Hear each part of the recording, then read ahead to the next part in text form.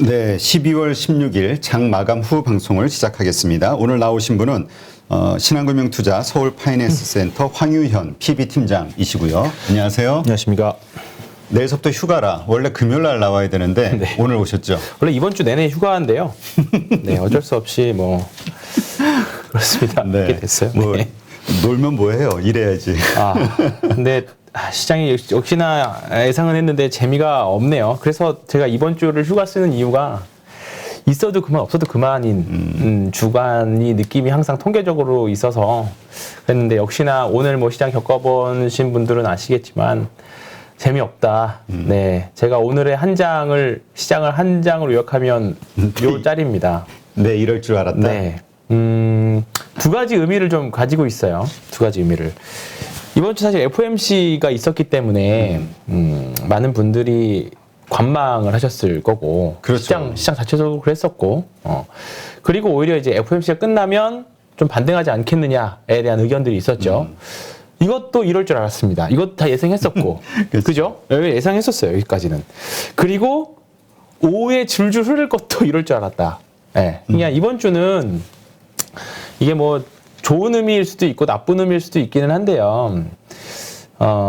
일단은 이번 주 시장은 진짜 너무 재미없게 흘러가고 있죠. 네, 너무 재미없게 흘러가고 있고, 뭐 상승과 하락 큰 의미 부여할 필요 없습니다. 종목별로 큰 의미 부여할 필요 없고, 결국은 이번 주 지나고 나서 이제 다음 주 정도 되면 내년 주도주에 대한 방향성이라던가, 그리고 내년 시장을 대비하는 그런 움직임들이 이제 본격적으로 들어가기 때문에 이번 주는 뭐 다 재미없습니다. 이번 주는 다 재미없고, 기관 투자자도 재미없고, 외국인도 재미없고, 이제 한번 1년 동안 했던 거 되돌아보시면서 뭐 단타 매매하셨던 분들이야 테마주는 계속 돌아서 나왔으니까 해볼만 했을 건데, 대형주 가지고 계신 분들은 이건 나쁜 것도 아니고 좋은 것도 아니고 그런 구간이 계속 이어지고 있는 상태죠. 네. 네. 맞아요. 진짜 FOMC 회의 이거 다음에 뭐 폭락할 거냐 뭐 이런 얘기도 있었지만 또 많은 의견은 뭐 예상했던 대로만 나와주면 그쵸, 네. 그냥 다시 오히려 반등하지 않겠냐. 맞습니다. 근데 미국장은 좀 반등했는데 네. 한국은 그렇게 강한 모습은 아니에요. 그렇죠. 네. 근데 한국은 이거를 과연 어떻게 받아들여야 되느냐 그것인데요. 어제 미국 시장이 이제 장중에는 별로 좋지 않았다가 장 막판에 발표가 휙 올라갔잖아요. 그래서 사실 아침에 기대도 많이 했었고, 저도 오랜만에 오늘 휴가라서 장을 좀 편안하게 좀 보긴 했습니다만, 잠깐만 업종 지수를 한번 볼까요? 이건 대형주고, 막판에 또 올라오기는 했습니다만, 네, 이렇게 해놓고 볼게요. 이게 왜 이렇게 나올까요? 분봉이군요. 네, 분봉, 3분봉입니다. 이게 보면, 이게 월요일이고요. 월요일도 오전에 좋았다가 쭉 밀렸고, 화요일도 살짝 올라왔다가, 뭐 막판에 올라오긴 했습니다만, 장중 되게 재미없는 흐름 나왔었고요. 어제도 별로 그렇게 계속 재미없었고, 이제 어제 미국 시장 반영해가지고 붕 떴다가 또 쭉 밀렸다가 또 막판에 올라오고. 그냥 이번 주는, 코스피 가지고 계셨던 분들은 뭐 종목별로 조금 뭐 오늘 삼성바이오로직스 같은 거는 좀 올라서 좀 이제 대외적인 이슈가 있었기 때문에 뭐 이쪽은 정말 오랜만에 웃을 수 있는 포인트가 나왔는데, 나머지 섹터들은 조금 뭐 이 지수와 거의 아마 종목들이 비슷한 궤적으로 움직였을 겁니다. 근데 그거는 그 저변에는 혹시 거래대금 체크해 보신 분들이 있는지 모르겠지만, 지난주 금요일 날 올해 처음으로 8조대 거래대금 나왔습니다. 네. 네, 처음으로 나왔어요. 9조 대는 있었는데, 지난주 금요일 날 8조 4천 나왔고요. 그 다음에 월요일 날 8조 6천 나왔고, 그리고 12월 14일 날 조금 10조 가깝게 나오더니만 어제가 8조 2천. 올해 가장 적은 거래대금입니다. 그리고 8조 3천 나왔죠. 거래대금 감소가 올해 그래도 보시면 10조대 계속 쭉이거든요. 평균 10조에서 많이 나올 때 올해 초 보면 제가 여기서 30조 넘었던 것 같은데요. 볼까요? 40조까지도 넘었었네. 1월달 삼성전자 폭발했을 때, 그때 44조, 이때 이 31조 막 이렇게까지 나왔었거든요. 근데 그거에 비하면 지금 거의 3분의 1 토막 나 있는 상태잖아요. 그렇죠. 그러니까 당연히 주식을 어떻게 보시는 관점, 뭐 수급을 어떻게 해석하시느냐에 따라서는 다 각자 다르지만, 제가 생각하는 주식은 사지 않으면 떨어진다라는 게 제 생각입니다. 네. 그러니까 누군가가 공격적으로 주식은 사실 보면 누군가가 시장가로 사야지만 주가가 오르거든요. 현재가로 받쳐놔서는 절대 주식이 오르지 않아요. 그렇죠. 네, 누군가가 기관이든 개인이든 외국인이든 주식을 공격적으로 받쳐놓지 않고 시장가 콱콱콱 잡아먹어야 주가가 오르는데 지금 주식은 다들 관망의 증세가 굉장히 강한 거죠. 그냥 받쳐놓던가 위에 아래 매수로 받쳐놓던가 위에 매도로 받쳐놓던가 하면서 그냥 그 안에서의 박스권 좁은 박스권 움직임들이 계속 움직이는 장세이고 결국은 거래 대금이 살아나 줘야 되는데 이제 이 과연 거래 대금이 과연 살아날까에 대한 이제 고민을 계속 해보는 거죠. 이제 FOMC 결계 끝났고 그리고 앞으로 나올 이제 우리나라 뭐 EPS 수정치라던가 뭐 정치 뭐 대선이라던가 그다음에 미국의 정책 방향이라던가 뭐 인프라 투자 법안 뭐 이런 것들이라던가 그다음에 중국 경기 부양 방안 뭐 이런 걸 종합적으로 봤을 때 거래 대금이 살아나고 그다음에 우리나라 EPS 수정치 하향이 이제 꺾이는 지점이 과연 언제쯤일까에 대한 고민들을 계속 해봐서 살아날 것 같다. 그리고 내년에는 좀 지금보다는 올라갈 것 같다라고 생각이 들으면 지금 구간에서는 주식을 한번 충분히 사볼 만한 구간이고 그게 아니다라고 하면 조금 이제 계속 보수적인 관점을 보셔야 되는 거죠. 그에 반해서 코스닥은 오늘 12조 나왔고요. 계속 10조대 이상 어제 적긴 했습니다만 어제는 코스닥도 적었어요. 근데 확실히 대형주 코스피 거래대금이 줄어드니까 그리고 그건 좀 나중에 얘기하고 어쨌든 지금 거래대금이 코스닥에서는 10조에서 12조대 계속 나오거든요. 이 말은 뭐냐면 대형주보다는 코스닥에 있는 중소형 테마주들 지금 테마주들은 돌아가면서 올라가거든요. 뭐 자율주행이든 제약바이오든 그다음에 뭐 이슈 뭐가 이제 하나 받으면 관련 주식들은 지금 계속 뺑뺑뺑 돌고는 있어요. 워낙에 빨리 돌아서 문제지. 그러니까 뭐 네. 오른다 해서 들어가면은 바로 그 순간에 네. 물리는 순간이 그렇죠. 돼버려가지고. 뭐 요즘에는 또 오빠장이라는 그러니까 오빠장 표현을 하긴 하는데 그래서 요즘에 뭐 이제 옛날 말로는 퐁당퐁당이라는 표현 쓰죠. 근데 이제 이거를 잘 타면 테마를 예측을 해서 잘 타면 이번 주 매매를 잘 하셨던 분들은 되게 재밌었던 장세가 나왔을 거고 그에 반해서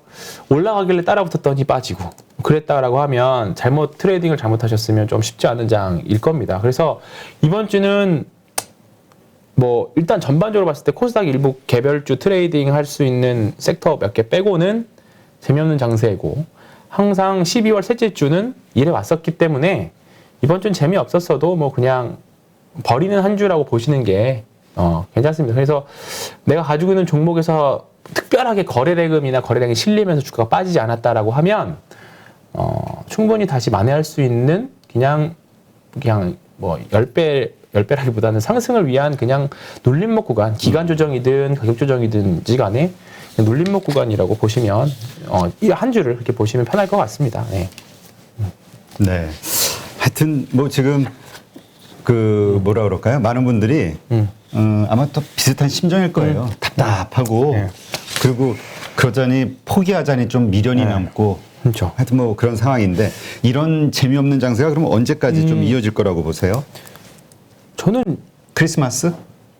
네. 그때까지 휴가예요? 아니요. 저 이번 주는 휴가고 그러니까 제 패턴은 뭐냐면 이번 주는 재미없었던 거 어느 정도 예상은 하고 있었고 항상 그래 왔었고 그리고 나서 다음 주부터는 뭔가 이제 서칭을 해야죠. 이번 주랑 다음 주 중에 유독 좀 밀리는 애들 나오기 시작할 겁니다. 이유 없이 푹푹 빠지는 애들이나 그냥 거래량 없이 줄줄줄 흘러내리는 애들이 있습니다. 그런 애들은 이제 밑에서 피킹할 수 있는 때가 오는 거죠. 아니면 또는 오히려 그냥 이거는 근데 퀀트 전략으로도 대부분 나와 있어요. 그래서 크리스마스 전후 매수해서 1월 초에 팔면 항상 거의 뭐 코스닥 레버리지 사면 한 7에서 8% 정도 네. 수익이 날 수 있는 한국 시장 어떻게 보면 특유의 수급 이벤트 모멘텀 플레이가 되는 거죠. 이거는 정해져 있고 왜냐하면 뭐 제 말에 동의 안 하시는 분들도 있긴 하겠지만 대주주 양도세 이슈가 가장 저는 발목 잡는 이슈라고 봅니다. 수급적인 이슈. 네, 수급적인 이슈라고 보고요. 뭐 이거는 동의 안 하실 수도 있어요. 근데 저는 이거밖에 이유를 못 찾겠어서 그래요. 이거밖에. 왜 한국 시장만 이러냐? 미국 좋고 다른 다 괜찮은데 한국 시장만 왜 이러냐? 라고 봤을 때 한국 시장과 다른 나라 시장의 유일한 차별점은 이거밖에 없어요. 이거밖에 없다고 생각해요. 변동성? 네, 변동성. 그러니까 수급 대주주 연말에 대주주 이슈로 인해서 사람들이 공격적으로 매수하지 않는다. 큰 손들이. 그 대신에 셋째, 둘째 주, 셋째 주, 넷째 주에 쌓였던 에너지가 마지막 째 주부터 1월 초까지 터지는 거. 그건 또 어떻게 보면 반대로 다른 나라 대비해서 또 좋은 점이거든요. 그러니까 과거에는 안 이랬는데, 과거에는 그랬는데 올해도 그렇게 될 거라는 보장이 있느냐라고 하시면 할 말 없어요. 근데 그래 왔었기 때문에 그냥 또 하는 거예요. 근데 희한하게도 한국 시장은 셀인 메이 이게 굉장히 좀 강력하게 먹히는 전략이고, 그리고 다시 11월 매수는 또 11월 매수해서 4월 달까지 운영은 전체적으로 항상 수익률이 상대적으로 높았거든요. 그러니까 반으로 뚝 잘랐을 때 5월에서 11월은 항상 어려웠었고 11월에서 4월까지는 좀 괜찮았어요.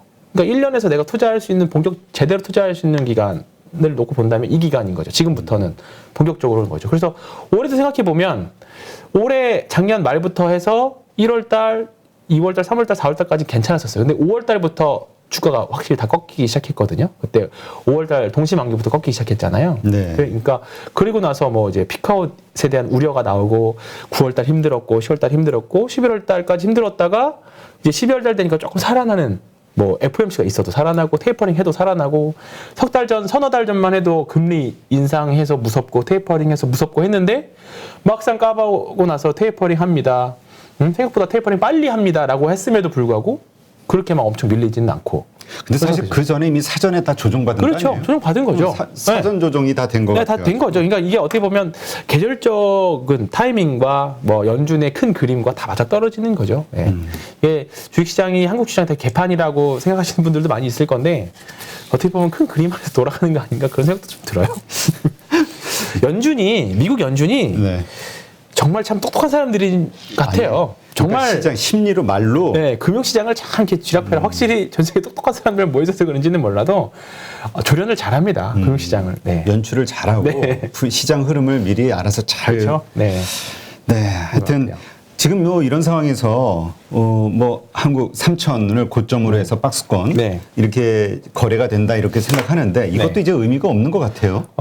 우리 영화 고지전 보시면 아시겠지만 고지 3,000포인트라고 하는 고지를 계속 왔다 갔다 하면 고지에 별로 의미가 없어져요. 그러니까 네. 뭐 3,000 깨졌어? 그러면 사람들이 무섭네, 이게 안 되고 3,000 깨고 올라갔어? 그래도 이제 올라가는 거야. 그것도 좀 희박해지는 거거든요. 그러니까 지금은 결국은 외국인들이 3,000포인트를 뚫고 위에서 강력하게 살 수 있는 모멘텀이 무엇이 있느냐 에 대한 고민을 한번 해봐야 될 거죠. 근데 제 생각은 어쨌든 지금 주가가 횡보하면서 버티잖아요. 그렇죠. 이거는 조금 긍정적인 의미라고 봅니다. 신호라고 봐요. 네. 근데 참 걱정이 되는 게 거래대금이 이렇게 줄고 있다는 게 좀 걱정이 그렇죠. 돼요. 네. 왜냐하면 우리 매번 했던 얘기가 작년 시장 올린 게 사실 개인의 엄청난 그 자금력이잖아요. 네.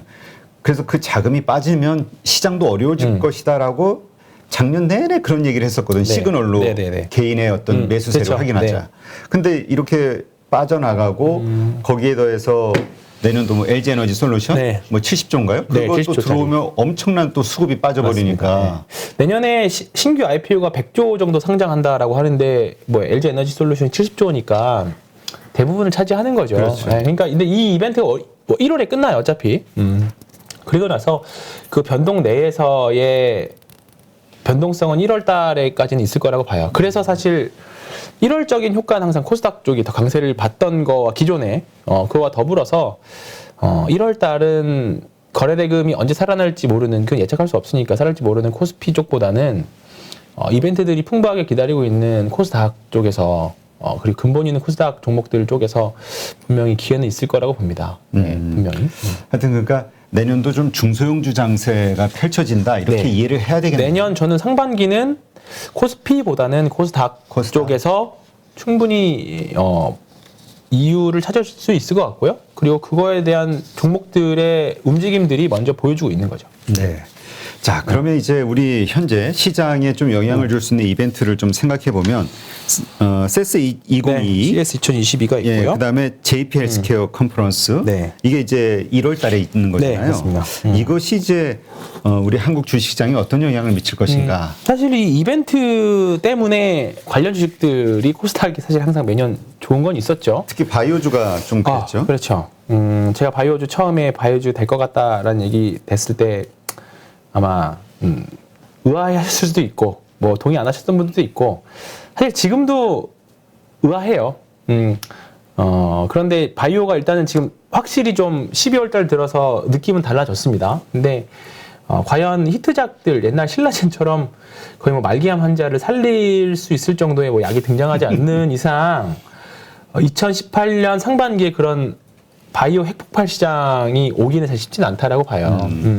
그래서 일단 아직까지는 저도 바이오를 매매를 하거나 조금 이제 물려있는 주식들은 팔지는 않고 계속 가져가거나 기존에 이제 관련 주식 이제 좀 엑시트에 대한 이제 투자를 해서 뭔가 수익을 내고 나오기보다는 엑시트를 잘 하자라는 관점으로 접근하고는 있습니다.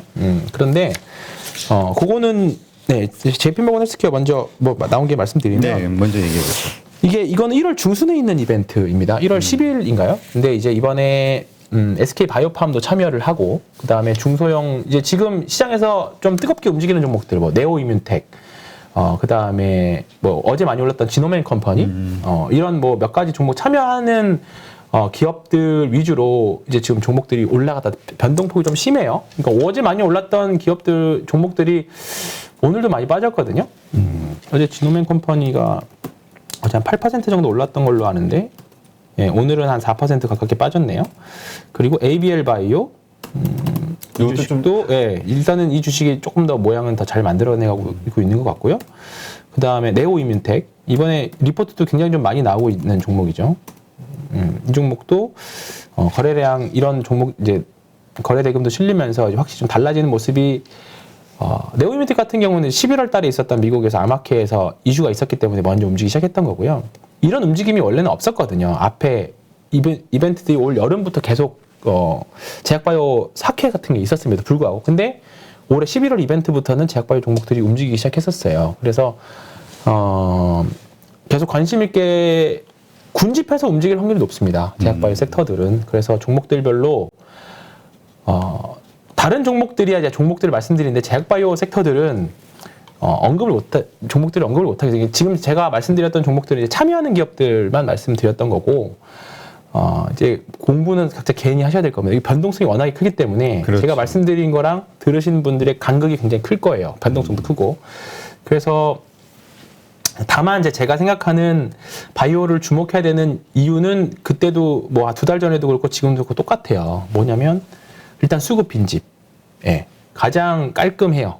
예, 오랫동안 사람들이 쳐다보지 않았고 누군가가 모멘텀만 붙여주면 빨리빨리 종목들이 반응할 확률이 굉장히 높습니다. 이거는 왜냐면 이게 애널리스트 분들이나 아니면 운용사 분들이나 그런 분들이 바라보는 관점이랑 저같이 영업사원의 관점은 확실히 달라요.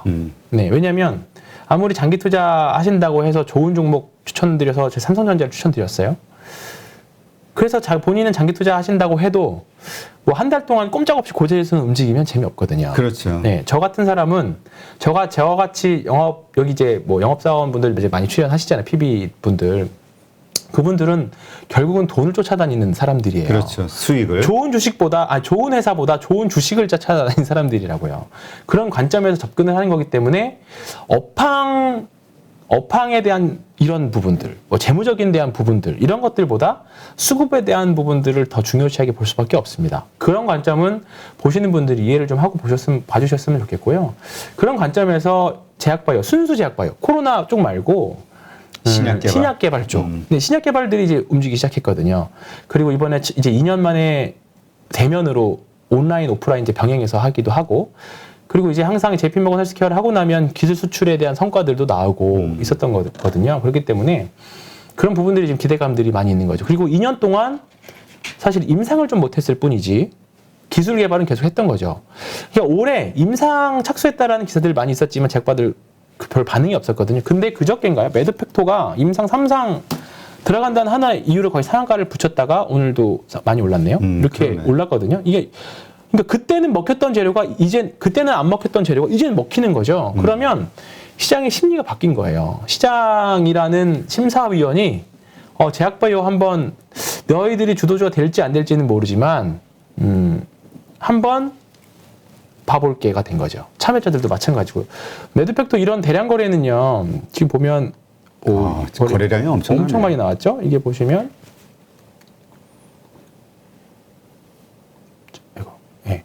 상장 이후에 나온 거래량 요거 빼고는 거의 지금 최대 거래량이 나왔죠. 네, 직후에 나온 거래량 빼고는. 그러면 이거는 사실 이런 거래량들은 뭐 많이 예를 들어서 내가 이 주가를 한 5만 원대 받던 주식인데 5만 5천 원대 받던 주식인데 지금 6만 8천 원이야.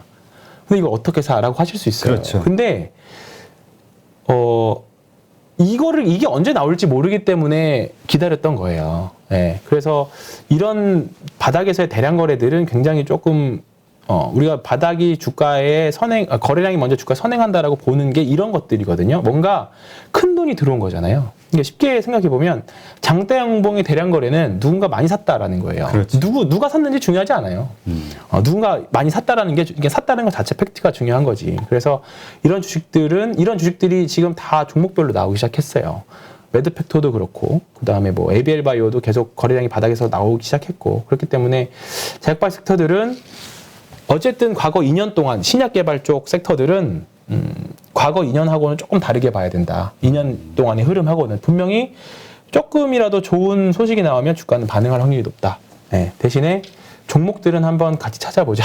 이렇게 말씀드리면 좋을 것 같고요. 그러면 지금 이렇게 대량 거래량 네. 터졌잖아요. 우리 황 팀장 그 투자법에 따르면 지금 이건 들어가도 될 만한. 저는 이런 건 눌림을 기다립니다. 아, 눌림을? 네네네. 눌림을 기다리는 게 낫고요.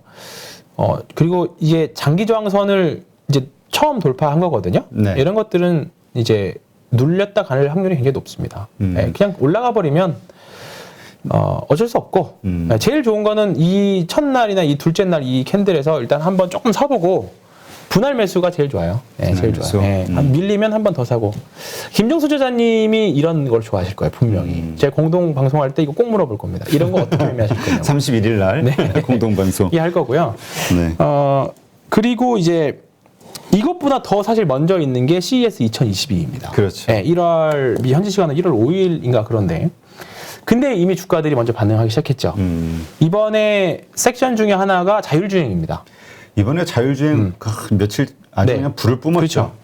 예, 거기다가 과거의 자율주행과 지금의 자율주행은 애플카가 있느냐와 없느냐로 나뉘죠. 이번에 자율주행은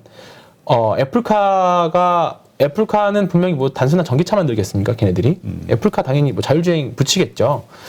그러면 그렇다 보니까 오늘 어제 계속 핫했던 게 어제 같은 게 LG 이노텍이죠. LG 이노텍이 여기도 신고가였고 저는 이제 이 근처에서 이제 많이 팔았지만 지금 더 갖고 있거든요. 근데 뭐 여기서 이걸 어떻게 더 사냐고도 보신 분들이 많았었어요. 근데 저는 뭐 더 사실 분들은 더 사도 된다고 생각했어요. 안 파신 분들은 팔기 싫다 하시는 분들이 보유하셔도 되고 혹시나 밀리면 더 살기도 할 거고. 근데 지금 계속 신고가를 밀어붙이잖아요. 시장에서는 지금 자율주행에 대한 그리고 자율주행을 하려면 반드시 필요한 게 카메라라는 이야기는 다들 알고 있었죠. 이 이야기는. 그렇죠. 네. 몇 년 된 스토리였어요. 근데 그때와 지금 다른 건 이제 애플카가 있다라는 거고 이제 뭔가 명확하게 뭔가 타겟에서 정해서 가는 거고 애플카는 당연히 LG 그룹 주들을 쓸 수밖에 없으니까 같이 좀 엮여 있는 것 같아요. 그래서 LG 이노텍이나 최근에 좀 셌던 게 제가 많이 교보지를 썼던 하이비전 시스템. 하이비전 시스템이 이제 많이 갔네. 역사적 신고가. 오늘 조금 이제 윗꼬리 달고 내려오긴 했지만 거래량이 만만치 않네요. 네, 거래량이 만만치 않죠.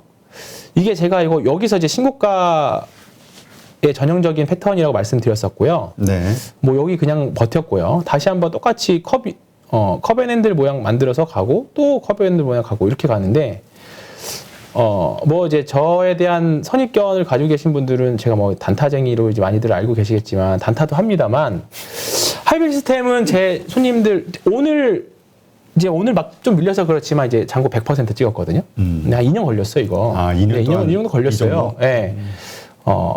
그 다음으로 지금 모아가고 있는 게 뭐 네페사크 이런 것들인데 갖고 가는 그러니까 계좌 안에 장기 투자만 하고 있으면 진짜 답답하거든요. 그렇죠. 근데 이게 올라서 100%가 됐지만 봐보세요. 이 구간 얼마나 힘들었을 것 같아요.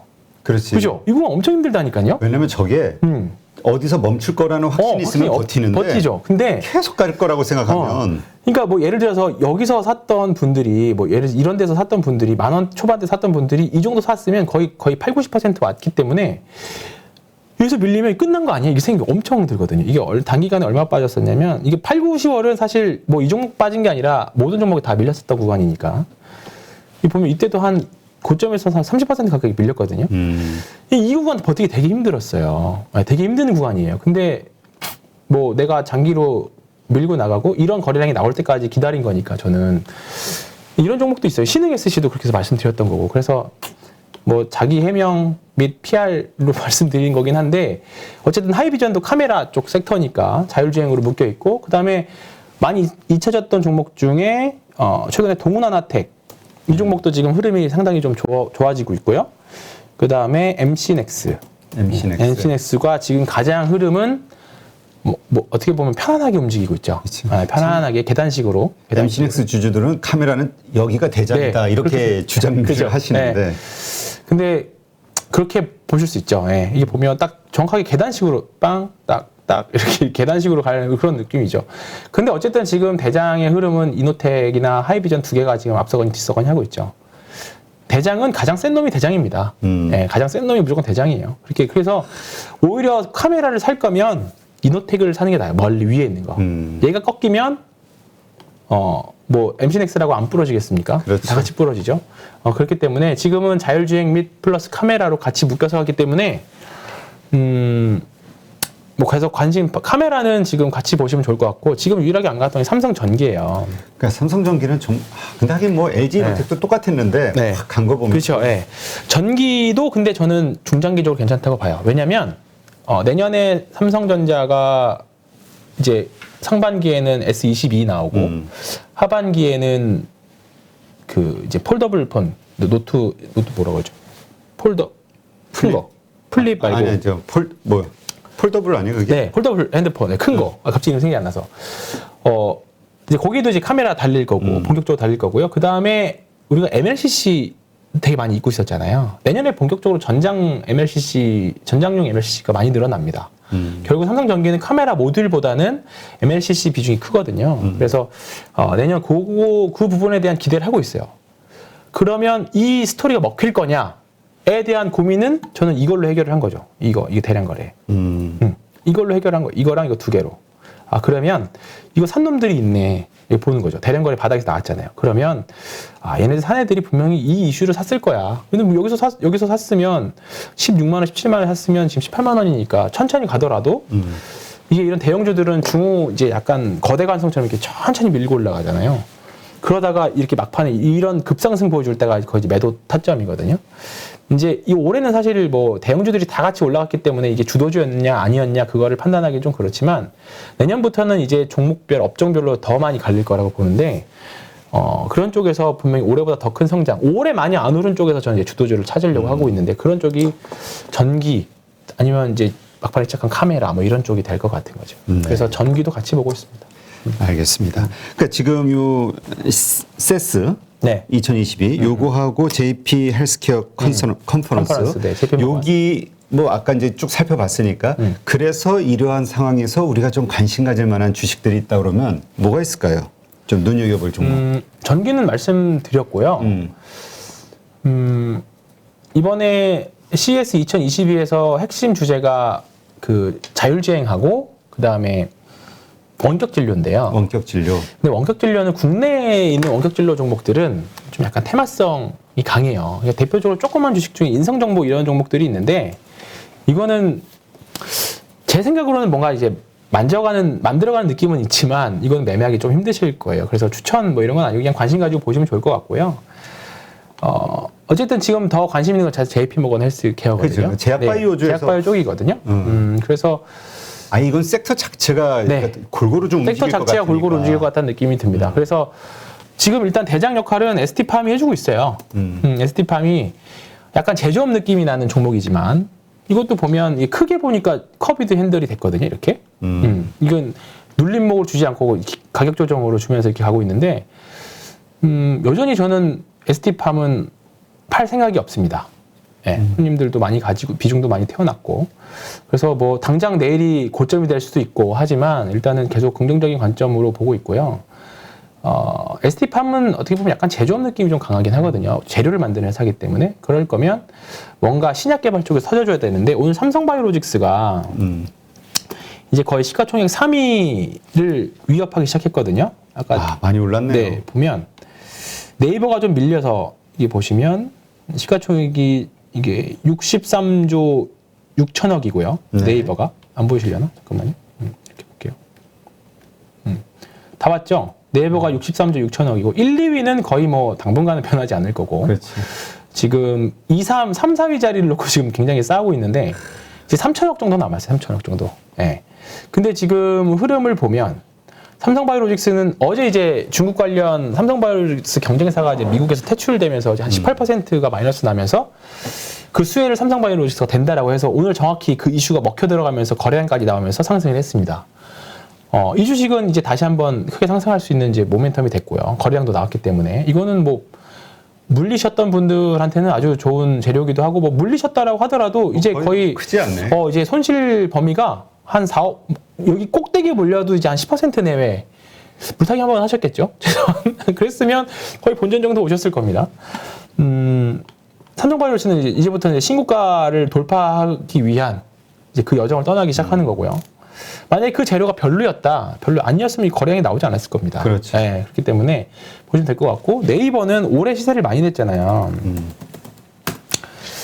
근데 이제 어쨌든 흐름은 삼성바이오로직스랑 비교해봤을 때는 어쨌든 정반대 흐름을 지금 보여주고 있는 거잖아요. 그러니까 뭐 주식이 네이버는 가만히 있고 삼성바이오로직스 올라오면 치고 역전할 거니까 어쨌든 제약바이오 섹터들은 어쨌든 간에 대외적으로나 대내적으로나 좋은 소식들이나 심리들은 개선이 많이 되어가고 있어요. 오늘 뭐 박셀바이오가 많이 빠진 것 같아요. 오늘 좀 뭔가 이슈가 개별 이슈로 빠져서 전 좀 걱정했어요. 이게 다른 제약바이오까지 흡수로 내려갈까봐. 근데 그 정도까지는 아니었고요. 신약이 뭐 개발 뭐 포기한 네, 것 같은데. 자진 회수 결정이 났죠. 그래서 네, 무섭네요. 이 주식은 30만 원 있던 주식이 지금 거의 6분의 1 토막이 나 있으니까. 와, 진짜 그러니 저런 거 고점에서 지금 그 오를 거 희망하고 기다리셨던 분들은 지금 얼마나 속이 쓰리겠어요, 저거에. 그죠.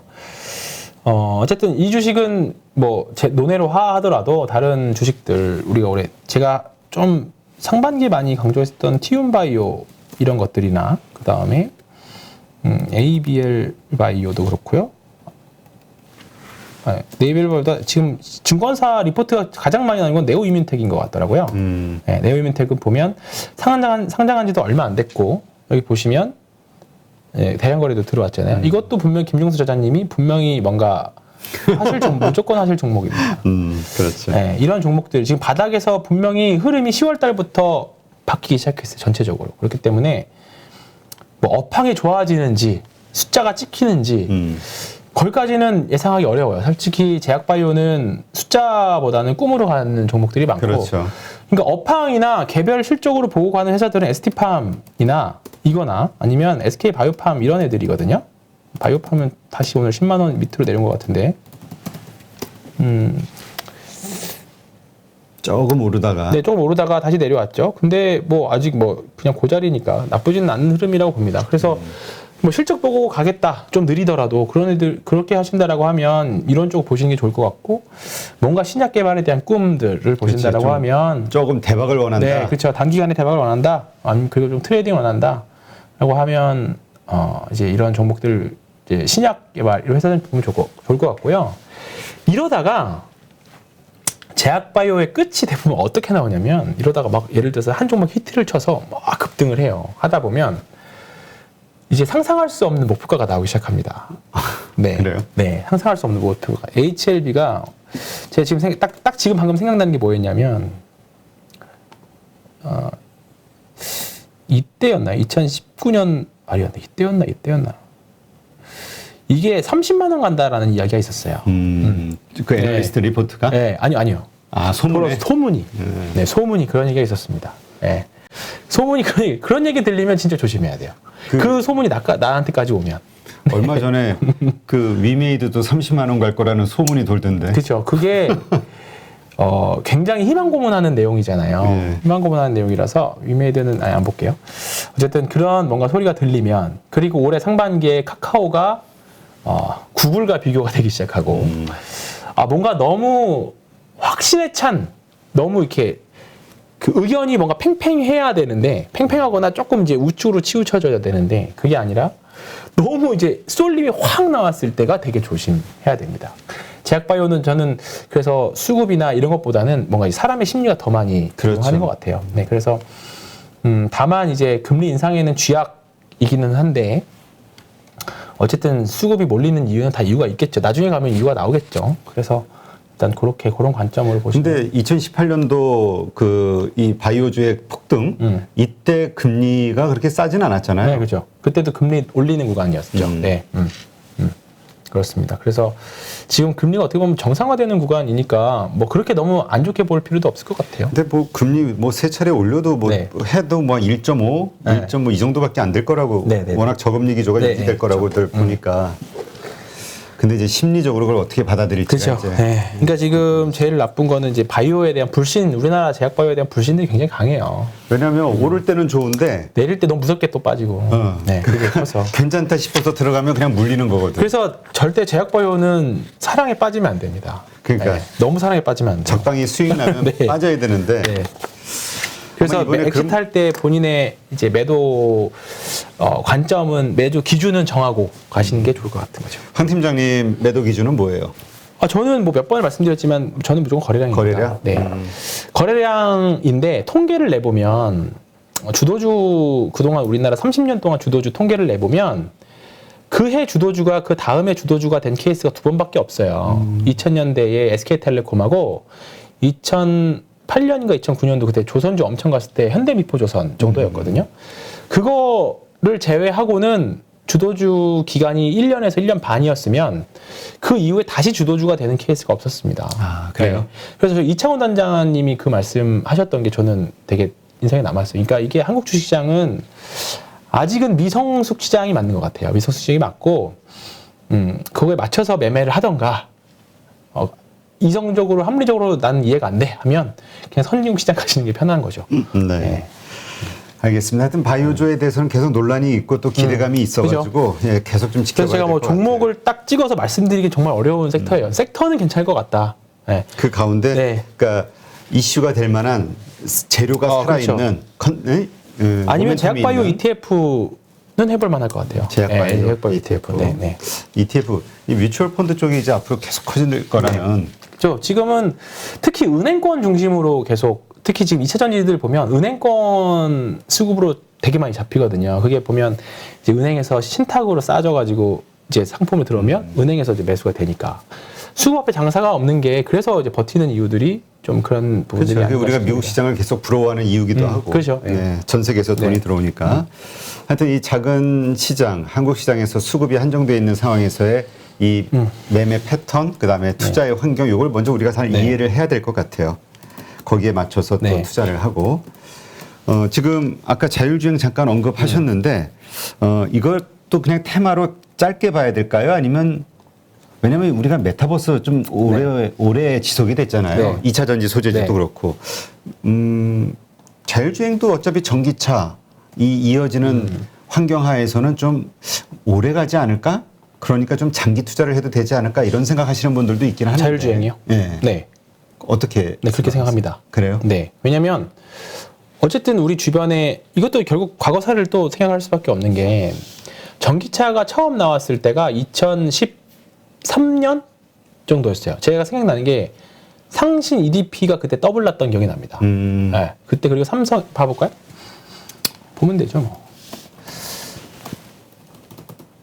상신 EDP 이게 캔 만드는 회사였는데요. 2차 전지. 주봉으로 보면 더 빠르겠네요. 자, 봅시다. 이때 2013년이네요. 이때였습니다. 이때 보면 3,000원 700 하던 게 7,600원 이 정도 갔었죠. 네, 더블 났던 기억이 났어요. 네, 엄청 오른 거지. 네. 저때 그리고 나서 따지면. 네. 그리고 이때 완전 박스 피었으니까. 그리고 삼성 SDI 보면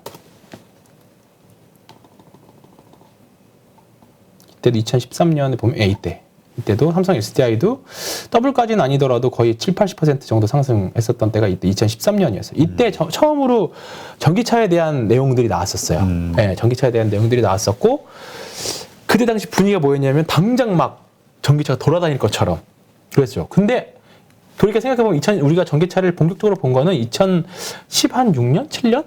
이제 뭐 이 정도였어요. 근데 그 주가는 2017년, 18년, 19년 올해까지 해서 그때부터 얌전히 이렇게 계속 왔잖아요. 배터리 3사. 그때만 해도 사실 LNF나 에코프로비엠 뭐 이런 거 있지도 않았었으니까. LNF가 언제 상장인지 봐볼까요? 이때는 2016년 상장이었네요. LNF는요. 그러니까 이때는 없었으니까. 근데 그러다가 이제 등장하면서 본격적으로 올라가기 시작한 거는 LNF는 작년부터 본격적으로 올라가기 시작했고, 사실 뭐 관련 주식들이 제대로 하는 거는 2018년 이때 대북 북한 이슈로 시장 한번 무너졌다가 정신 차리고 이제 코로나 지나고 나서부터 본격적으로 상승한 거거든요. 전기차 섹터들은. 근데 지금 자율주행차 느낌이 딱 그래요. 자율주행차 느낌이, 자율주행차가 사실 개념은 몇 년 전부터 있었어요. 근데 이제 애플카라는 뭔가 그 시기를 정해주는 목표가 나왔습니다. 2025년 정도로. 그러면 그때까지는 애플카 자율주행차 관련해서, 그리고 자동차 회사들이나, 그리고 사실 자동차 회사들보다 구글 같은 소프트웨어 회사들이 더 자율주행에 더 관심 많잖아요. 그리고 이것도 사실 어떻게 보면 갈 수밖에 없는 미래, 그러니까 인류가 이쪽으로 패러다임이 갈 수밖에 없는 미래로 정해져 있는 거니까. 그러면 이것도 되는 테마가 되거든요. 그러면 뭐 고전은 있겠지만 자율주행 관련 주식들은 뭐 카메라가 됐든 소프트웨어가 됐든 5G도 될 것 같기도 하고, 이건 아직은 좀 물음표긴 하지만 뭐 이쪽이 됐든, 아니면 그냥 아싸리 그냥 구글을 사시든 뭐 그렇게 된 거죠. 그래서 자율주행차를 테마로 보기에는 너무 이제 커지고 이제 우리가 다가오는 미래가 돼버렸죠. 그렇기 때문에 자율주행차는 계속 관심 가지고 저는 볼 필요가 있다라고 생각합니다. 네, 알겠습니다. 그러니까 일시적으로 테마로 그냥 단기 트레이딩으로만 생각할 게 아니라, 네. 그러니까 급하게 살 필요가 없네요. 없죠. 네. 언제든지 조정받을 때. 그렇죠. 시장이 전체적으로 시장 리스크로 빠졌을 때 분명히 살 수 있는 기회도 올 수 있는. 요즘 너무 무섭게 올라가지고. 네. 그죠. 거의 한 50% 이상씩 오른 종목들이 여러 개더라고요. 딱 올라갔다가 정신 차려봤더니 실적이 없네. 또는 알고 봤더니 자율주행차 관련이 없네. 사실 자율주행차 관련주를 검색을 하면 되게 많이 나오잖아요. 그렇죠. 조그만 회사들도. 이제 결국은 길게 큰 수익 주는 것들은 아시다시피 삼성 SDI, LG화학, SK이노베이션 이런 주식들이었고, LNF, 에코프로비엠 이런 주식들이었잖아요. 작은 주식들은 트레이딩용을 쓰시고 카메라라던가 뭐 큰 이제 좀 시가총액이 되는 주식들은 이제 끌고 가는 거죠. 그런 섹터로 보신다면. 알겠습니다. 로봇주 관련해서도 그죠? 같죠? 같은 컨셉이죠. 삼성전자에서 이제 좀 하고 투자한다. LG전자랑. 네. LG. 이것도 같은 관점에서 네, 이제 맞습니다. 좀. 근데 이 로봇주 관련해서는 어디를 좀 가장 유망하게 좀 봐야 될까요? 탑픽이 어디예요? 사실 아직은 안 나왔어요. 안 나왔다라기보다 너무 변동성이 커가지고요. 제가 관심 있게 보는 건 T-로보틱스 이런 종목이었거든요. 거래량이 오늘 많이 올랐어요. 오늘 하필. 네. 오늘 많이 올랐고, 이거는 같이 주식하시는 모임에서 이제 탐방도 다녀오고 그랬었는데, 이게 오늘 엄청 나와서 거래량이 엄청 많이 나왔지만 이거를 하루만 해보면 이미 신호는 이렇게 있었어요. 오늘이 너무, 그러니까 이런 것들은 쉽게 말하는 이제 매집의 흔적들이 계속 있었던 거죠. 그러다가 오늘 이게 너무 많이 나와서 앞이 잠겨버리는 거고요. T-로보틱스도 그렇고, 로보 봐볼까요? 로보. 이것도 오늘 많이 거래량 나왔네요. 그 다음에 유진 로봇. 또, 이건 많이 올랐네요. 이건 상한가 붙였었던 게 유진 로봇이었네요. 근데 어쨌든 로봇도 마찬가지예요. 로봇도 지금 수급이 깔끔하게 또 들어오기 시작했고, 이런 종목들이 있다 보니까 코스닥의 거래대금이 살아나는 거거든요. 그러다가 또 한 내년 2월, 3월 달쯤 되면 또 정치 테마주로 또 가겠죠. 그러니까 코스피 거래대금이 죽으니까 이런 테마 쪽에서만 계속 뺑뺑뺑 도는 거거든요. 그리고 엄청 빨리 돌죠. 오늘 카메라 막판에 좀 밀렸으니까 내일은, 오늘 반도체 좀 쉬었으면 내일은 또 반도체가 또 올라갈 확률이 높은 거고, 그렇게 지금 계속 돌고 있거든요. 그렇기 때문에 로봇 주식들, 자율주행, 그 다음에 뭐 제약바이오 몇 개, 뭐 이런 섹터들은 계속, 그리고 이 주식들은 사실 오른 게 별로 없었기 때문에 대주주 양도세 이슈에 대해서도 좀 자유로워요. 예. 올해 위에서부터 내려오는 게 아니라 이제 아래에서부터 올라가는 거기 때문에, 예. 그렇기 때문에 상대적으로 그런 영향도 좀 있지 않는가 이렇게 생각하고 있습니다. 네. 하여튼 우리가 지금 단기 테마로 접근하면 위험한데, 그러니까 이게 좀 많이 떨어져서 또 시장에 뭐 이러저러한 이유로 외면을 받고 있을 때 그때 기억을 해야 되는 주식들로 봐야 되겠네요. 네. 지금이 아니라. 네. 그러니까 이게 되게 출연하면서 저도 고민을 하는 게 뭐냐면, 예를 들어서 제가 뭐 LG 이노텍을 지금 추천한다고 칩시다. 치면 이렇게 올랐는데 어떻게 사세요라는 질문 분명히 하실 거예요. 그렇죠. 그렇죠. 근데 만약에 제가 LG 이노텍을 여기서 추천한다고 칩시다. 쌀 때. 근데 안 올라요. 그러면 어떻게 돼? 이것도 또 고민이에요, 사실.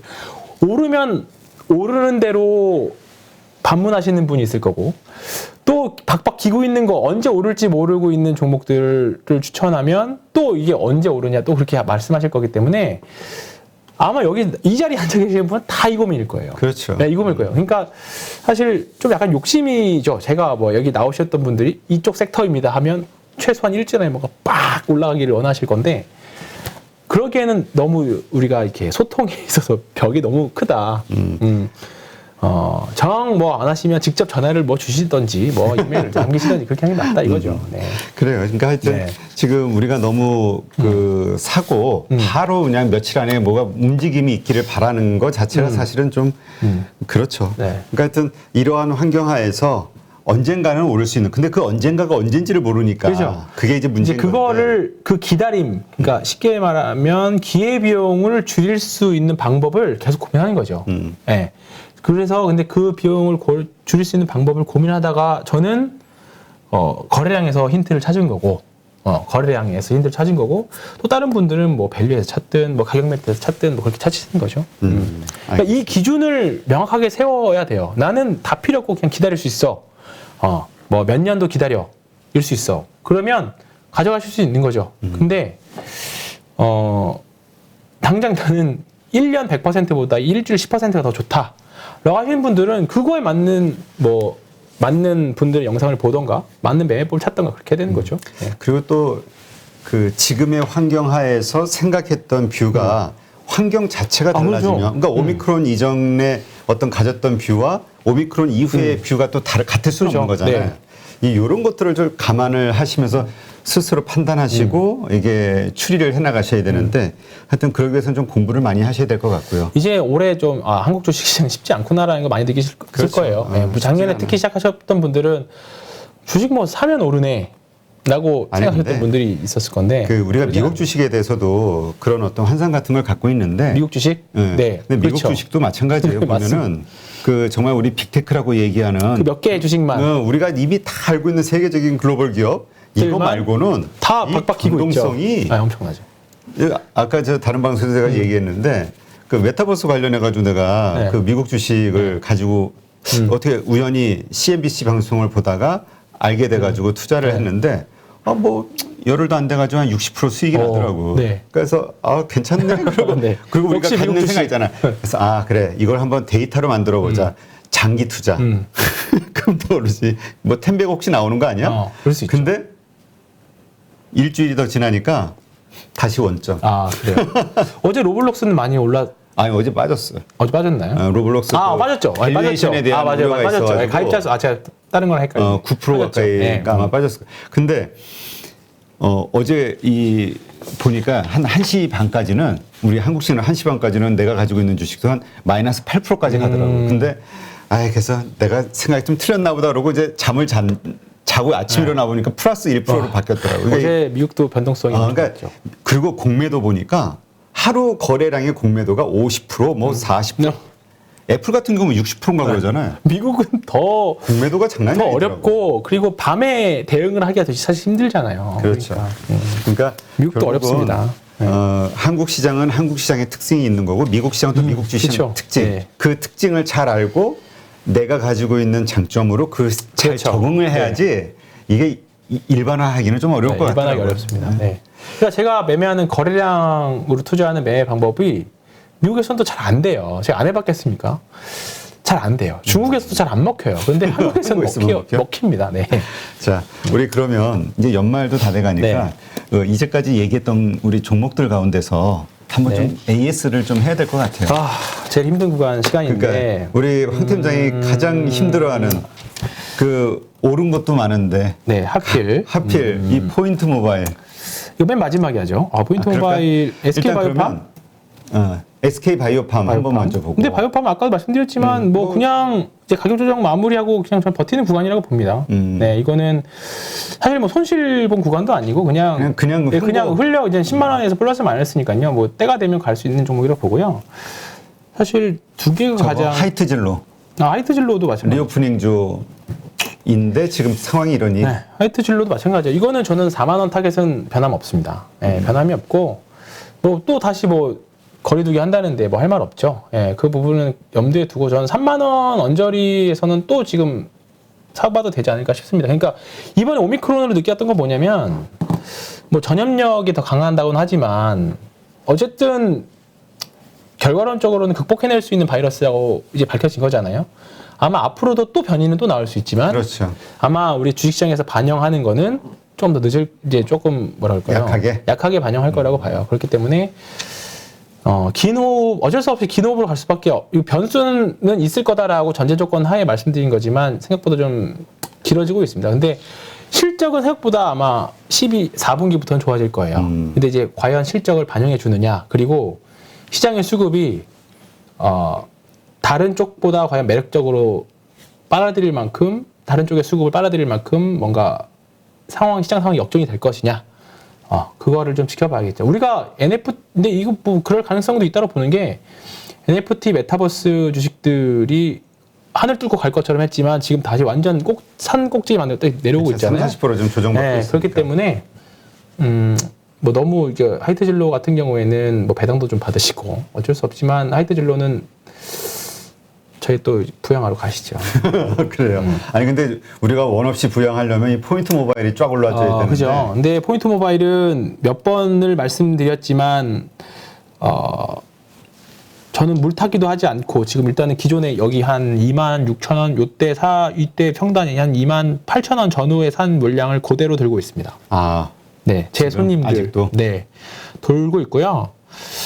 근데 뭐 아시겠지만 이거 빠질 때 진짜 좀 괴롭게 빠지긴 했어요. 이게 너무 질질질 너무 샜어. 흐르죠. 확 떨어진 게 시장에 아니라. 확실히 너무 많이 개별주가 회자가 되면 개인 투자자들이 많이 붙으면 사실 저도 이런 케이스는 진짜 이게 말이 되는 흐름인가라는 생각이 좀 들어요. 하나, 둘, 셋, 넷, 다, 일곱, 여덟, 아홉, 열, 열하나, 12개 음봉 막 이때 났잖아요. 이게 말이 되는 흐름인가? 그 생각이 들어요. 근데 이게 비중이 20%가 많이 사신 분들 비중이 20%가 안 되거든요. 다른 종목으로 커버를 하고 있고. 근데 이 종목을 뭐 이렇게 어떻게 하냐라고 말씀을 쓰셨던 분들은 사실 여기에 비중을 얼마나 실으셨는지는 모르겠지만 어쨌든 저는 조금 긍정적인 시그널을 최근에 좀 발견한 부분들이 있어요. 그게 시나리오가 제대로 성립이 된다라고 하면 제가 다시 말씀을 좀 드리겠는데 지금 구간에서는 어쨌든 지금 이제 하락 각도는 줄이고 어쩔 수 없이 내년까지는 가야 되는 부분이긴 한데요. 이 차트 안에는 제가 좋아하는 신호들이 다 붙어 있거든요. 그렇기 때문에 그 신호가 어그러지는 신호, 이탈하는 신호가 나오지 않았다라고 하면 그때는 말씀드리겠지만 지금이라도. 근데 이제 이런 개별주는 사실 포트에서 보통 5% 많아야 뭐 그렇죠. 10% 많아야 이상 5%, 10%, 네. 올라가면 안 되는데 보니까 어떤 분들은 떨어질 때마다 이제 물렸으니까 그러니까 물타기를 해가지고 물량이 좀 늘어난 것 같아. 그러니까 상당히 큰 포트를 차지하고 있으니까 더 속이 쓰리는데. 그렇죠. 네. 물타기는 그렇게 되면 당연히 소외감도 굉장히 좀 있을 거고. 다른 데 막 올라가는데. 네. 메타버스 막 이런 NFT. 근데 그럼 물타기는 언제 해야 돼요? 하긴 해야 되잖아요. 하기는 해야 될 건데 저도 기다리고 있어요. 신호가 나오기를. 신호가 나올 때. 그러니까 여기서 말씀드렸지만 여기서 뭔가 이게 하나 뽕 나와야 된다니까요. 오히려 저거를 돌파했을 네, 때. 거래량이 뭔가 신호가 나와줘야 추가 매수 이제 뭔가 이제 바닥 확인에 대한 신호 확인이 나온 거니까 그런 것도 그러니까 SK 바이오팜도 이런 게 나왔잖아요. 이게 작아서 그렇지만 이런 게 나와줘야 됩니다. 이런 게 나와주면 이제 얘가 슬슬 이제 바닥을 잡아가는 흐름이 나오는구나 이렇게 나오는 거죠. 네. 그렇습니다. 저는 알겠습니다. 저도 그래서 이번에 많이 느꼈습니다. 개별주를 함부로 말하면 안 되는구나. 네. 아픈 손가락. 네. 솔루엠도 마찬가지죠. 솔루엠도 똑같 솔루엠. 솔로엠. 솔루엠도 사실 리포트나 실적 보면 뭐 전혀 조금 여기서 말씀드릴 때도 조금 약간 비싼 감은 있긴 했지만 그냥 얘도 똑같은 흐름이잖아요. 거래량 없이 질질질 흐르는 흐름. 그렇죠. 근데 뭐 매집하는 건 당연히 보이고 뭐 그렇기 때문에 회사가 얘네들 솔루엠이 하고 있는 사업이나 그다음에 포인트 모바일이 하고 있는 개별 사업 얘네들이 하고 있는 사업은 어느 섹터에 속하지 않고 완전 개별 그렇지. 섹터거든요. 네, 솔루엠 같은 경우는 전자 이제 가격 표시 장치, 솔루엠 산업용 포인트 모바일 산업용 PDF, 아머전으로 들어가는 거. 그러면 이거는 어느 섹터에 속하지도 않고 혼자서 개별적인 흐름으로 가요. 제가 생각했던 흐름은 아프리카 TV 같은 흐름이었어요. 이거는 정말 대박이 났죠. 아프리카 TV는 우리나라에도 유일한 좀 약간 사업 영역이잖아요. 그렇죠. 독특하죠. 네. 얘도 그렇고 서울 옥션도 그렇고 보면 얘는 뭐 어디 속하는 이게 서울 옥션은 아프리카부터 아프리카는 사실 어디에 속하지 않는 게 개별 혼자 흐름 뭐 미디어 콘텐츠에 뭐 한다면 하지만 스트리밍으로 상장되는 거는 사실 얘가 처음에 독보적이기 때문에 이렇게 된 거죠. 근데 뭐 가입자 늘고 하다 보니까 이렇게 됐던 거고 그다음에 서울 옥션도 이제 막판에 NFT가 붙으면서 이제 급등이 나왔던 거죠. 사실 얘도 처음에 뭐 예술품, 미술품 경매하는 거는 완전 독자적인 섹터잖아요. 근데 이제 솔루엠이나 포인트 모바일들은 이런 테마가 언제 어떻게 붙을지 몰라요. 그래서 수급은 분명히 좀 붙어 있는 것 같은데 과연 트리거가 언제 터질까? 그럼 인내를 갖고 계속 네. 지켜보고 있을 수밖에 없다. 네, 그리고 물도 타지 말자. 지금 물 탈 필요도 없다. 왜 그 돈 가지고 다른 거 매매하는 게 낫죠. 네, 지금은. 왜냐하면 여기다가 자금이 더 들어가는 순간은 여기에 대한 리스크가 더 커지는 거예요. 기회비용도 더 커질 수도 있고 그거를 과제할 수가 없다. 제가 이거는 몇 번을 말씀드렸던 것 같은데 근데 이제 그게 잘 안 돼요. 왜냐면 어느 날 이렇게 보면 또 오를 때가 있잖아. 가끔. 그럼 이제 상승이 시작되나? 그럼 이제 조금 더 물 타는 거지. 단가 좀 낮추려고. 그렇죠. 근데 이거 말고 또 저것도 하나 좀 맞아보죠. 카프로? 앞으로. 참. 근데 솔로엠은 이번에 뭐 또 새로 뭐 헬스케어인가 뭐 무슨 사업 진출한다고 뭐 나오는 것 같은데. 어떤 거요? 앞으로요? 아니 솔로엠. 솔로엠. 네, 그건 못 봤습니다. 앞으로는 다시 뭐 밑에 내려왔는데요. 이거 보고 산 거고요. 제가 이거를 뭐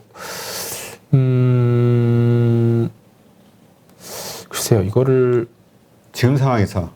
네, 지금 상황에서 얘도 마찬가지예요. 이제 박스 하단에 내려오긴 했고, 제가 이거는 얘네들이 하고 있는 황산 산업이 2차 전지 소재로 바뀌는 거를 좀 지켜보자고 했는데, 이걸 또 덥석 또 많이 사셨다면 제가 또 할 말 없는데, 어쨌든 이것도 지금 구간에서 굳이 뭐 매도할 필요가 있을까 싶어요. 지금 그러니까 우리가 화학에 대해서 약간 부정적인 생각이 있었잖아요. 뭐 피크아웃이니 뭐. 근데 사실 요즘 또 그 뷰가 바뀌는 게 내년도에 오히려 화학이 이번에 롯데케미칼 턴하는 것처럼 지금 중국도 이제 경기 부양하면 우리나라 대표 기업들 이제 화학업 섹터들은 좀 돌아서는 흐름들이 나오니까 그런 거에 영향을 받을까? 이 개별주 이것도 이제 조그만 중소형주니까 그렇죠. 충분히 가능성이 있다고 보죠. 보면 공통점은 다 시가총이 작아요. 이것도 1,400억, 아까 포인트 모바일 2,000억, 솔로엠이 조금 높긴 하죠. 1조 1,000억짜리이긴 한데 지금 이제 빠져서 한 1조 한 3천, 4천 정도에서 말씀드렸던 것 같은데 좀 빠지긴 했지만 제가 많이 봐왔던 패턴들입니다. 근데 뭐 물리셨다라고 하면 이거는 제가 방송에서 잘리지 않는 이상은 계속 간간히 언급 드릴 거예요. 왜냐면 언급을 안 하는 이유는 특별한 점이 없어요. 사실 지금은 그냥 저도 흘려보내고 있는 구간이기 때문에 인내하고 있는 구간이다. 인내하고 있는 저도 여러분들 쓰겠지만 저도 써요. 저는 여러분들이랑 1대1이지만 저는 1대 다수를 상대해야 되기 때문에 제가 더 미쳐버릴 것 같아요. 고객들의 계좌에 다 이게 골고루 담겨 있어서. 근데 제 고객님들은 이제 사실 저랑 아주 워낙에 다 오래 하셨고 이런 걸 이제 엑시트를 많이들 해왔었기 때문에 그리고 비중도 사실 작고 작아서 이게 그런데 뭐 어쨌든 간에 제 영상을 보고 계좌에 파란색이 있으신 것에 대해서 그렇게 좀 나쁘게 생각하시는 좀 속이 쓰리시다라고 하면 죄송한 말씀 드리겠고 뭐 방송을 제가 갑자기 안 넣을 일은 없을 겁니다. 간간히 언급 드릴 테니까 뭐 포인트 모바일 뭐 언급이지 안 하냐 뭐 그런 글 쓰시면 굉장히 속이 상합니다. 제가. 그렇죠. 아니 근데 여러 차례 이렇게 언급을 해도 그분은 이제 그 영상을 못 본 거야. 뭐 그러니까 이제 계속 같은. 그래서 너무 댓글에 연연하지 말고 그냥. 아니 댓글 연연 이제 초월했다고 생각하는데 맞아요. 어느 순간 작가님이 그러시더라고요. 댓글 보시나요 혹시? 그래서 봤더니만 괜찮습니다. 괜찮고요. 그 헬스케어 영상 제가 한 2달 전에 올렸던 거. 네. 거기 댓글 아주 이제 날카로운 댓글들이 많이 있습니다. 뭐 지금 무슨 헬스케어냐. 네. 근데 이제 올라왔으니까 이제 그거는 이제 좀 뿌듯하고. 네, 그건 뿌듯하죠. 그러니까 다 지나가면. 그래서 우리가 이제 결론을 내려줘야 되는 게 치고받고 황가냐, 황팀장이냐. 뭐 올라오겠죠. 네, 올라올 거라고 봅니다. 네. 우리 황가가 아닌 모두가 황팀장으로 인정해주는 그날 포인트 모바일 회복하는 날. 근데 개별주들은 사실 너무 이렇게 많이 변수가 많아요. 변수가 너무 많아서 어쨌든 근데 저는 가져갈 거고요. 이게 좀 올라줘야 제 원형 탈모도 좀 해결이 될 것 같고. 아, 참. 원형 탈모의 원인 포인트 모바일. 아, 그러네. 네. 근데 하여튼 이게 펀더멘털 자체 뭐 보니까 뭐랄까 매출이라든가 뭐 이런저런 것들은 아니, 다 계속 좋아지고 큰 의미는 있으니까 없습니다. 예, 예. 언젠가 뭐 좀 그렇죠. 시장의 수급이 땡겨질 만한 어떤 이슈가 만들어지면 뭐 좋은 모습 나올 거라 저도 기대를 네, 해봅니다. 네, 네, 네. 네, 하여튼 뭐 연말 좀 휴가 기간에 또 이렇게 나오셔가지고 또 많은 분들이 또 황 팀장님 기다리고 또 기다리시나요? 그럼 좋아하는 분들 많이 네. 있으시니까 네, 하여튼 아, 더 좋은 뭐라 그럴까요? 주식들에 대해서 좀 연구하셔서 또 정보 알려주시면 좋을 것 같고요. 오늘 수고 많으셨습니다. 네. 네, 맞습니다. 휴가 즐겁게 보내시고 다음 주에 또 뵙죠. 네, 오늘 방송 보신 분들도 오늘 고생 많으셨습니다. 내일 또 뵙도록 하겠습니다.